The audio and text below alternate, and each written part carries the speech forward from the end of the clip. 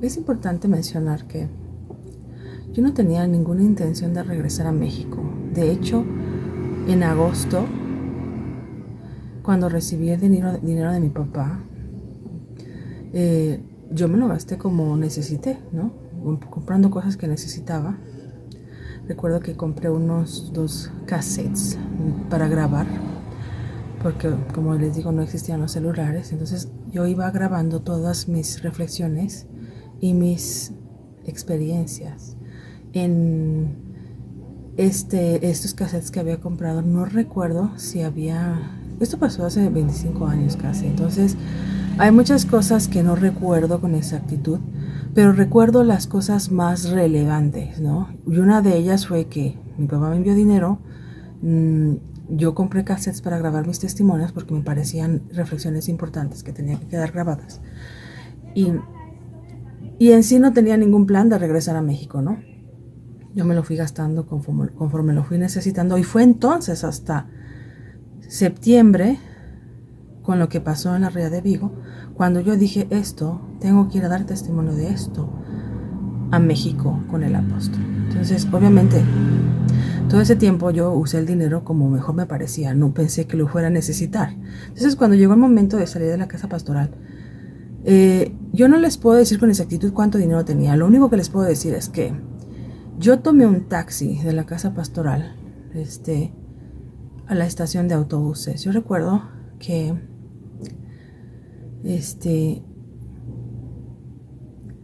algo que me pasó importante fue que tuve la oportunidad en esa salida de pasar por la fuente de las Cibeles, ¿no? Obviamente nosotros íbamos allá como misioneros. No íbamos a pasear, no tenía yo tiempo, no había momento para conocer los lugares turísticos de España. Recuerdo que en una ocasión el hermano Tobías, creo que llegando apenas la primera semana, creo que el primer domingo, nos llevó después de la dominical a conocer el Palacio del Rey, ¿no? Entonces creo que esa fue la única parte turística de Madrid que yo llegué a conocer. Para ir a la estación de autobuses, el taxi pasó por la fuente de las Cibeles. Y fue cuando yo me acuerdo que yo tenía mucho miedo mientras iba en el autobús. Estaba haciendo cosas que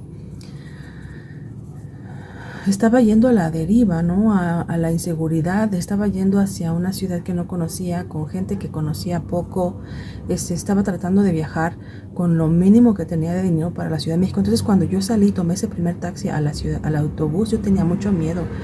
Y no sabía qué sería de mí, ¿no? Entonces cuando yo pasé por la fuente de las Cibeles fue como un reconfortarme, ¿no? Fue como un tú ten fe. Yo recuerdo que cuando pasé por esa fuente y la vi en vivo, la conocí en vivo tal y como es, yo estuve a punto de llorar porque había 2 sentimientos dentro de mí encontrados. Uno era el miedo, ¿qué estoy haciendo? ¿Qué me espera? Y el segundo era lo que estoy haciendo es demostrarle a Dios que soy capaz de vencer mis miedos por darle prioridad a su mensaje, por darle prioridad a Dios. Entonces, esa fue la razón por la cual yo cuando pasé por la fuente de Cibeles tuve esa sensación de llorar por miedo, de ansiedad de qué estoy haciendo, qué va a pasar conmigo, y por miedo y como diciéndole a Dios, yo sé que existes y yo soy capaz de vencer mis miedos por defender ese propósito que tú tienes por los hombres. Entonces eso me reconfortó un poco. Pasar por ahí es como, voy a hacerlo, ya lo empecé a hacer y lo voy a terminar, voy a llevarlo hasta el final. Entonces tomé el autobús hasta la ciudad de Badajoz. Para cuando llegué a Badajoz ya era muy noche. Y cuando vi la estación de autobuses de Badajoz, dije, imposible que yo me quede a dormir en esta estación, porque estaba totalmente vacía, no había gente. Es una estación de autobuses muy pequeña. Entonces, a pesar de que era muy noche, Yo dije, no tengo opción, pero voy a tener que llegar a esta hora, en la noche, a casa de ellos y sin avisar. Con la pena, pero era eso, o quedarme a dormir en esa estación vacía, que era peligroso, no había nadie. Entonces, después pasó un hombre grande que vi que fue hacia los baños, ¿no? Entonces dije yo, ni siquiera en los baños voy a estar segura aquí. Entonces tengo que moverme. Entonces fui afuera. Yo quiero decirles que cuánto me costó el boleto de autobús de Madrid a Badajoz y el taxi. Hasta ahí llegó el dinero que me había sobrado de lo que me mandó mi papá. Hasta ahí. Ya no tenía ni siquiera dinero para tomar un taxi de Badajoz a Elvas, que era media hora de camino, no debía ser demasiado. Pero dije yo, no me puedo quedar a dormir a la estación. No es como yo la esperaba. No hay gente ahí, está totalmente vacía. Ya era muy noche, no había forma. Entonces, sin dinero, tomé un taxi. Obviamente cuando te subes al taxi no le vas a decir al señor, no tengo dinero para pagarle. No. Me subí y le dije a dónde quería ir y el señor ubicó perfecto. Dijo, bueno, vamos, súbete. Me subí y cuando llegamos al condominio donde vivían los papás de esta persona atea, obviamente, ¿qué le voy a decir al taxista? Le dije, espéreme un momento, no tengo para pagarle. Obviamente el señor se enojó, se sintió burlado. Le dije, pero permítame un segundo. Entonces yo, de abajo de la casa, les marqué y les expliqué. Miren, vengo desde Madrid, estoy en taxi, estoy aquí abajo, en la puerta. Y la verdad es que no tengo para pagar el taxi. Imagínense imagínense, oh, Dios mío, la pena, la inoportunidad, la grosería de presentarme así sin avisar. Pero ellos sabían quién era yo, sabían quién era el centro, sabían muchas cosas que su hijo seguramente le había platicado. Entonces, sin juzgar, sin decir nada, sin preguntarme por qué, es algo increíble, la verdad. No sé por qué ellos tuvieron tanto respeto de mi privacidad como para no preguntarme por qué había hecho eso. ¿Y por qué había llegado así a esa hora de la noche? ¿Por qué había llegado sin dinero? No preguntaron nada. Ellos se concretaron a hacer lo que ellos vieron necesario hacer, ¿no? Entonces bajó el papá de esta persona atea, porque esta persona atea no estaba en su casa en ese momento que yo llegué en la noche. No estaba en casa. Entonces llegó bajó el papá y aunque el señor del taxi estaba enojado, se tranquilizó cuando ya bajó alguien a pagarle la cuenta del taxi. Yo le dije al señor, en cuanto tenga la posibilidad, yo le recupero ese dinero. Y él dijo, no te preocupes, me dijo, y me llevaron a la parte de arriba a su casa. Entré a su casa, un departamento. Estuvimos me conocieron en persona, por fin. Me habían conocido por voz, por llamada, y después me conocieron en persona, me atendieron muy bien. No recuerdo si me ofrecieron algo de comer. Supongo que sí, pero no lo recuerdo con exactitud. Yo sé que yo muy probablemente le habré dicho que habría comido algo en el autobús porque no lo recuerdo, no tengo la evidencia, pero sí tengo la evidencia del boleto de regreso de Badajoz a Madrid y ahí decía que era válido para una consumación, un sándwich o algo como suelen dar en los autobuses, ¿no? Te dan un sándwich o un café o un refresco. Entonces seguramente eso yo había comido. Lo que recuerdo es que ya era tarde, no era hora de cenar, era un poco más tarde de la cena. Y ellos me dijeron que él no estaba, pero que no tardaba en regresar. Entonces estuve ahí con ellos, me platicaron de su vida. Fue en ese momento cuando me regalaron algunas fotos, me platicaron de cómo habían concebido a Elder, que había sido una concepción difícil, que habían tenido que pasar por tratamiento. Entonces para ellos era el hijo único y era muy valioso para ellos, ¿no? Entonces para ellos era muy difícil que su hijo tuviera esos problemas, ¿no? Entonces me recibieron muy bien y me enseñaron fotos, me hablaron de su vida, me enseñaron fotos de cuando esta persona atea era un niño, me platicaron de su vida, ¿no? Ellos, los papás, y yo estaba pues enternecida, ¿no? Enternecida, porque hay algo que se nos olvida a nosotros, ¿no? Cada persona alguna vez fue niño, ¿no? Y eso es lo que siempre tenemos que recordar cuando contactamos o cuando tenemos interacción con alguien. En algún momento fueron niños, inocentes, sin maldad, sin defectos, sin adicciones. Entonces, nosotros siempre tenemos que, cuando nos acercamos a una persona, por eso dijo Jesús, sed como niños, ¿no? Porque en los niños hay una inocencia que es muy semejante a la naturaleza de Dios, ¿no? Que todo lo ven bien, que no desconfían de nadie. Entonces recordé a ese ateo que yo había conocido cuando me dio miedo. Ustedes recuerden que cuando lo conocí me dio miedo su apariencia, pero ahí lo conocí como niño y conocí su vida, su trayectoria, lo que había pasado a través de sus padres. Sin embargo, él no había llegado. Él estaba en la calle, estaba afuera. Entonces, yo no sabía qué iba a encontrar, ¿no? La señora me dijo que estaba bien, que mis cartas le hacían bien, pero yo no sabía. Hasta el momento en que él llegó. Obviamente, en aquella época no es que él anduviera en la calle con su celular. Él no sabía que yo estaba ahí esperándolo, porque no es de que, vino aquí, está Dina de visita, no. No había eso en esa época. No había forma de que le avisaran. Los celulares no eran una cosa común, entonces él no sabía que yo ya había llegado a su casa. Entonces cuando él llega era totalmente sorpresa. Y fue una sorpresa agradable para él, pero no fue agradable porque yo lo hubiera ido a visitar. Fue más agradable de la satisfacción de saber que estaba limpio, ¿no? Que no estaba utilizando drogas, ¿no?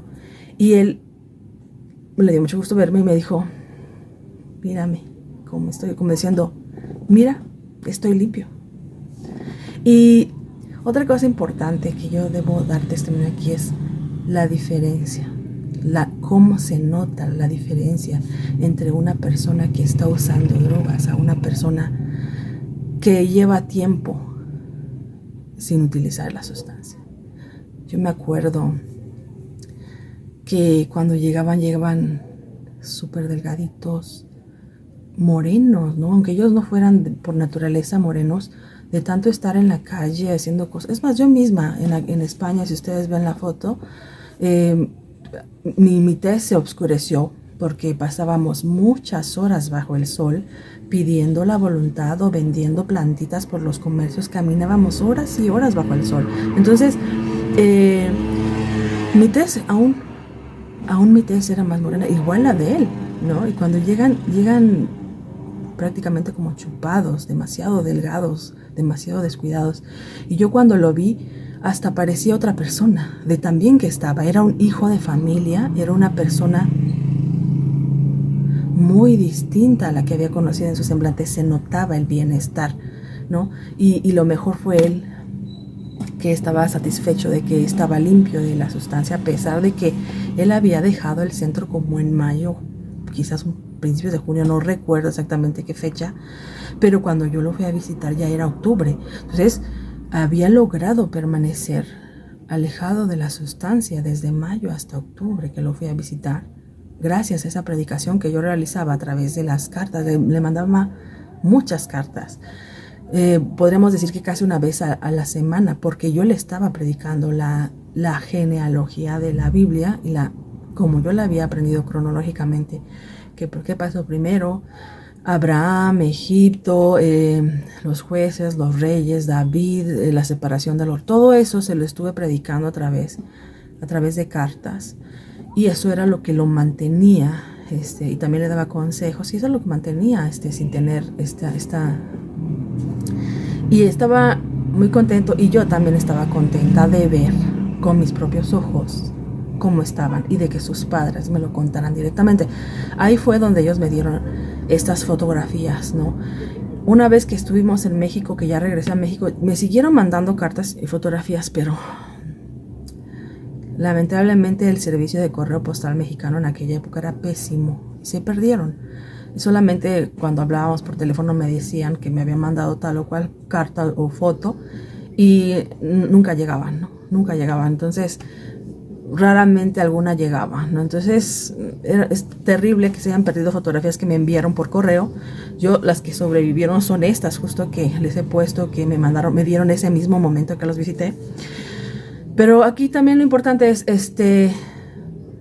todos contentos, sorprendidos de que yo hubiera llegado así, pero contentos, se veía que estaban contentos. Y se notó porque el señor, o sea, sin ningún problema, pagó el dinero del taxi, que seguramente no era tanto, o sea, era media hora de camino.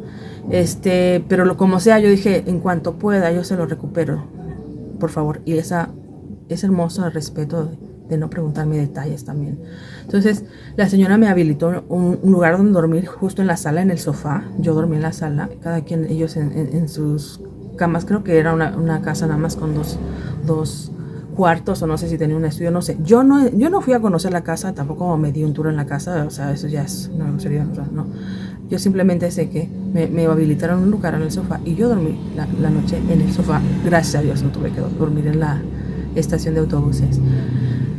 Al otro día recuerdo que desayunamos como se suele desayunar en España, también en Portugal, nada más es un café y ellos pan con mantequilla y mermelada. Recuerdo que la señora había hecho una mermelada de jitomate, cosa más rara, y me ofreció para que probara. La señora, una señora muy hacendosa, de ella aprendí a guardar la despensa en frascos de vidrio, tenía su despensa muy bien organizada. Fue una atención dulce. Ellos no eran de la iglesia, ellos, supongo que los papás podrían ser católicos, no lo sé. Él era ateo, pero la atención fue la mejor, aunque no eran hermanos de la iglesia. Nosotros estamos acostumbrados que llegamos con hermanos, nos tratan bien, generalmente, pero lo raro es llegar con gentiles y que te traten perfecto, ¿no? Eso era lo que yo estaba tratando de demostrar. Bueno, me trataron perfecto, dormimos y al día siguiente a lo que yo había ido. Después de desayunar le dije, necesito hablar contigo, vamos a platicar unas cosas. Entonces bajamos ahí afuera al estacionamiento, había una banqueta. Y ahí fue donde yo terminé de contarle. Yo ya le había contado hasta la Avenida de Jesucristo, hasta le había contado de la iglesia, también le había contado de como yo pensaba, ¿no? Que había una restauración y que en los nuevos apóstoles de estos tiempos. Hasta ella les había contado, pero lo que yo iba a contarle era precisamente lo que no le había contado, lo que acababa de pasar, que eran las reflexiones de la segunda venida y el testimonio de la Ría de Vigo. Eso era lo que yo le iba a platicar, porque significaba que la humanidad es valiosa para Dios independientemente de tu fe, que tu fe no te hace salvo si no es la fe de amar, de perdonar a tu enemigo, de compartir lo que tienes, de confiar en la gente. Esa fe que tú dices tener en Cristo es falsa, es hojarasca, es hasta cizaña si no va acompañado de esa comunión con los demás seres humanos. Como lo he dicho, si tú dices creer pero no haces las obras que Cristo, si no amas, en pocas palabras, si tú dices creer y no amas, tu amor es aparente, ¿no? Y si tú has dicho que no crees pero amas, hallarás más gracia delante de los ojos de Dios que aquel que está todo el día, Señor, Señor, ¿no? Porque no es decir Señor, Señor, es hacer lo que Él dice. Entonces, en ese hacer lo que Él dice, y no me refiero a hacer los ritos y las costumbres particulares de cada religión, como por ejemplo no tomar café o ponerte falda larga o no transfundirte, no, se refiere muy puntualmente a lo que Jesús, no estoy diciendo ni lo que el apóstol Pedro, ni lo que el apóstol Pablo, no, lo que Jesús habló de Él mismo, de sus palabras y de su ejemplo. Si nosotros no hacemos eso, nuestra fe es en vano y es falsa. No puedes decir que eres cristiano si odias a tu hermano. No puedes decir que eres cristiano si no sigues las enseñanzas de Jesús. Cuando tú dices, yo soy de Aarón, yo soy de nación, haces bien, porque estás siguiendo la enseñanza que ellos te dieron. Pero no digas que eres cristiano si no enseñas, si no practicas lo que Él enseñó con su ejemplo. Entonces, todo eso, tal y como ustedes vieron en los 3 videos que hablé de la segunda venida y lo de la ría de Vigo, todo eso se lo platiqué. Y lo que quiero que ustedes vean es esta parte. Obviamente, a lo largo de mi vida he predicado a muchísimas personas, de todo tipo de personas, como les he dicho, de cualquier religión. Y si para mí era importante ir a terminar de predicarle a esta alma, era porque había puesto atención, porque realmente estaba poniendo en práctica lo que estaba escuchando en el Evangelio, y porque él era una persona que decía ser ateo, ¿no? Que primero no creía en Dios, porque realmente las religiones lo habían prácticamente decepcionado, ¿no? No solamente las cristianas, todas las religiones. Entonces él había dejado de creer en Dios. Entonces recuperar su fe en Dios era algo importante, ¿no? Y si él hubiera sido como tantas personas a las que hablé que aparentaban tener interés pero no lo tenían, yo tampoco me hubiera dado la molestia de irlo a visitar a Elvas a su casa. Pero como él no solo manifestaba interés y le importaba aprender, sino que lo demostraba con sus hechos, por eso quise irle a compartir estas últimas reflexiones, también para ver si su corazón era capaz de recibir estas palabras, estos entendimientos y cómo lo recibía. Aquí es importante mencionar el lenguaje corporal. Recuerdo que en esa ocasión él se sentó en la banqueta para escuchar. Una persona de 1,90 de estatura sentado en una banqueta, mirándome hacia arriba porque yo estaba de pie, explicándole como cuando se predica, ¿no? Pero yo le explicaba con la emoción porque yo lo acababa de vivir, lo acababa de experimentar, y yo le expresé todo, lo de la segunda venida, lo de la ría de Vigo, se lo expresé con toda la emoción, la alegría que da saber que Dios ama al ser humano y que el final para el ser humano es glorioso, es hermoso. Que él ama a su esposa, que aunque la esposa haya adulterado con otros dioses, aunque la esposa haya vagado por las ciudades como por un lado como una ramera, pero como por el otro como una mendiga, donde ha sido despojada de toda su gloria y de toda su grandeza, así la humanidad, aunque haya sido golpeada, aunque tú la veas por fuera, que no das 2 pesos por ella porque está toda golpeada, está llena de lodo, está sucia. O sea, si tú la ves, no te das cuenta que es una princesa. La humanidad, la hermosa esposa de Dios, la esposa de Jesucristo. La ves de afuera y dices, no das 2 pesos, pero esa sucia, abusada, golpeada, maltratada, atormentada, esclavizada, esa esclava de los hombres perversos, toda pues prácticamente amolada como está, así esa es la esposa de Cristo.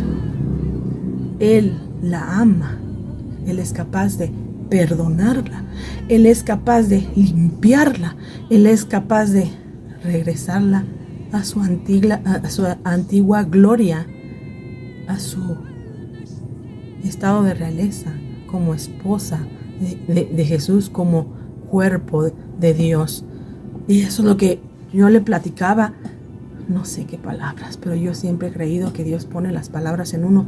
No recuerdo con exactitud qué le dije.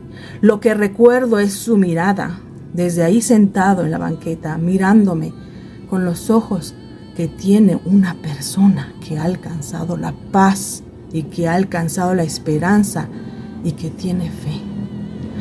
Y no fue solamente esa actitud, sino sus palabras. Una vez que me escuchó lo que yo les estaba diciendo, las palabras que salieron de su boca con un poco de respeto hacia lo que yo estaba diciendo fueron: tus palabras me hacen temblar. Eso fue lo que dijo una persona atea cuando terminé de platicarle todos estos testimonios que yo acababa de vivir en Galicia.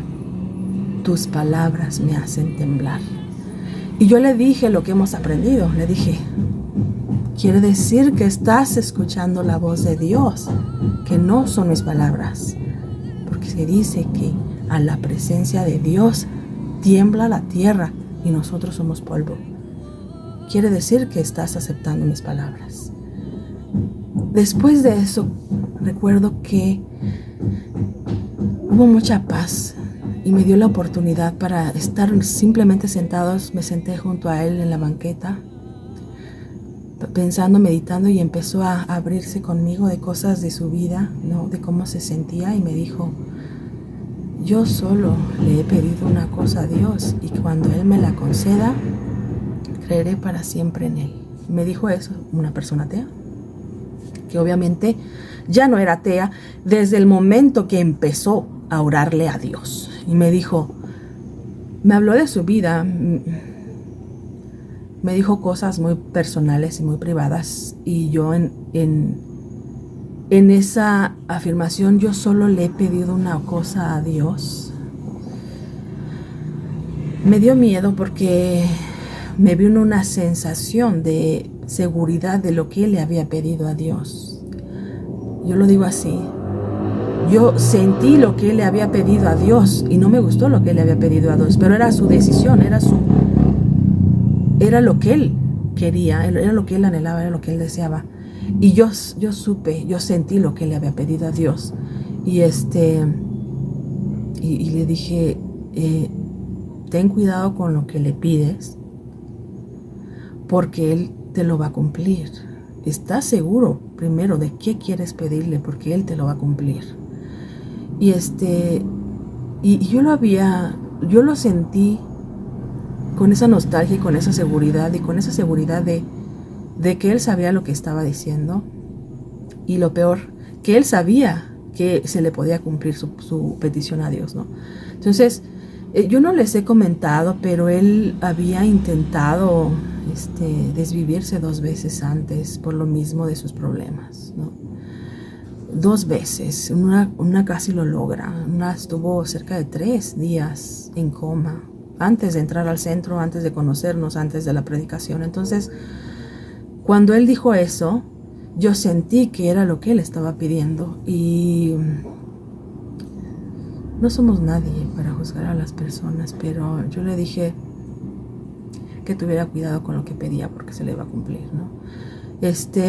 Pero lo más importante de todo esto es que en ese momento él me dijo que creía en Dios.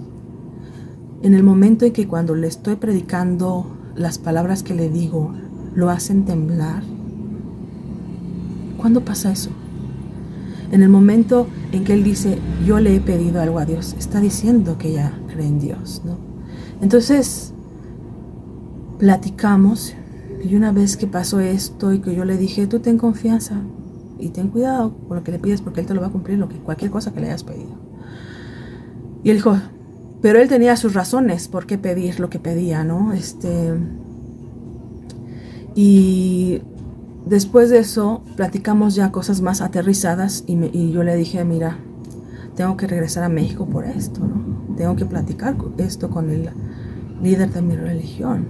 Y él me quiso hacer ver, pero mira, no va a ser fácil, o sea, ¿estás seguro de lo que vas a hacer? Ni siquiera seguro que te va a ver. O sea, él me trató de decir que fuera realista, ¿no? Que, o sea, pon los pies en la tierra, o sea. Y yo le dije, yo sé que es difícil, pero no puedo no intentarlo. No puedo no intentarlo. Yo quiero esto, no solo para mí, sino para los seres humanos. Y que, o sea, uno puede decir, ¿quién te crees tú para? No lo iba a hacer yo, o sea, lo va a hacer Dios. Lo único que tenemos que hacer es creer. O sea, yo no, una persona no, pero Dios sí lo puede hacer. ¿Por qué creemos unas cosas de Dios y otras no? Eso es lo que yo no me explico. ¿Por qué creemos que vino Jesús y que murió? ¿Por qué creemos eso y no creemos que Dios tiene poder para hacer cualquier cosa? Si creó todo el universo, no puede cambiar la mentalidad de la humanidad y eso que vive en ellas. Si Dios vive en cada ser humano, no puede cambiar su manera de pensar en un abrir y cerrar de ojos, lo puede hacer. Entonces le dije, yo voy a intentarlo. Y yo le dije, y ya me preguntó, ¿y cómo lo vas a hacer? Mira, yo le dije, mira, no tengo cómo regresar a Madrid, pero mira, le enseñé mis Walkman, le dije, tú sabes que nos enseñaron a ganarnos la vida. Le dije tal cual, voy a vender el Walkman o voy a pedir dinero para regresarme a Madrid. Y mira, aquí está mi vuelo. Le enseñé mi boleto de avión. Entonces él se quedó tranquilo y pues se quedó tranquilo, se quedó sorprendido de que yo fuera capaz de hacer esas cosas por lo que yo creía y mis convicciones. Y él tenía esperanza, él se quedó tranquilo, él se quedó con fe, eso lo puedo asegurar. Después de eso, sus padres muy amables me llevaron, sus padres, nada más él se quedó en su casa, yo fui con sus padres, ellos me llevaron a dar una vuelta por Elvas, me llevaron al fuerte, muy famoso ahí, me llevaron a una iglesia, me llevaron a recorrer Elvas. Es una ciudad muy pequeña, pero tuvieron la atención de que ya que iba a estar ahí solamente ese día, me llevaron a conocer, muy amables, nada que ver con lo que yo esperaba hacer en ese lugar. También me llevaron a comer, fue muy agradable, fue muy dulce, fue maravilloso. O sea, ¿por qué? Porque debemos aprender a sentirnos en casa con gente que no es de la iglesia, con los gentiles. Ellos fueron muy amables. Invitaron a otra pareja de personas de ahí mismo, de Portugal. Estábamos 5 personas en la mesa y ellos muy interesados, queriendo que yo les platicara sobre México. Fue una atención muy dulce, muy buena.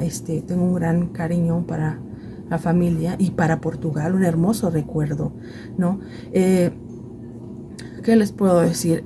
Para el día de regreso, obviamente, eso fue al otro día. Ya otra vez dormí seguramente en el sofá. Ya el otro día temprano, el señor Albano fue quien él mismo me llevó a la estación de autobuses de Bajos. Y él mismo, el señor Albano es el papá de Elder, él mismo pagó mi boleto de regreso hacia Madrid. Entonces, esperaba pasar mal en Elvas, tener dificultades, pero no. El señor Albano me pagó el boleto y me llevó a la estación, pero antes de eso la mamá me dio 2 suéteres hermosos de lana, porque ella sabía que iba a ir a Londres, algo que ni yo pensé, ella lo pensó por mí. Que no digo que es ella, es Dios el que pone el sentir bueno en el corazón de los seres humanos. Ella me dio 2 suéteres y me dio dos tipo tortas, que allá podríamos decir eran bollos con jamón, queso, mayonesa. Me dio 2 y me los envolvió en aluminio y me los puso para que yo tuviera que comer. Y el señor me compró un boleto de avión, lo voy a poner aquí, un boleto de autobús para regresar a Badajoz. Fue hermoso. Y lo último que esta persona atea me dijo al despedirnos fue: que Dios te bendiga.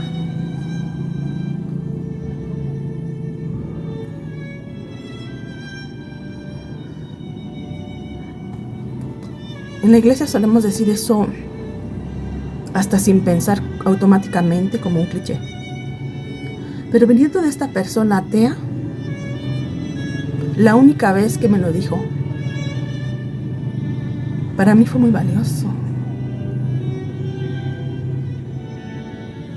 Me estaba poniendo en las manos de Dios, el ateo.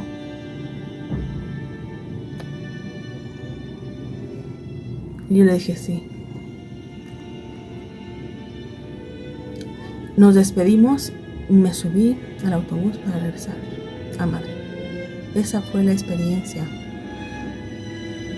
con el ateo cuando lo fui a visitar. Una experiencia de fe, una experiencia de amor, una experiencia. Quiero platicarles de la mirada de sus ojos mientras escuchaba la predicación. Esta es una mirada que denota paz, una mirada que es nuestra mirada normal, la mirada que una persona tiene cuando está en su naturaleza divina. Es la mirada de paz, donde no tienes miedo, donde no te estás cuidando de nadie, donde no estás alerta, ansioso, con miedo. Es la mirada de paz, una mirada que no se imita, es una mirada que nace de la tranquilidad, de la esperanza en Dios, del conocimiento a Dios, de la paz de Dios y de la fe en su palabra.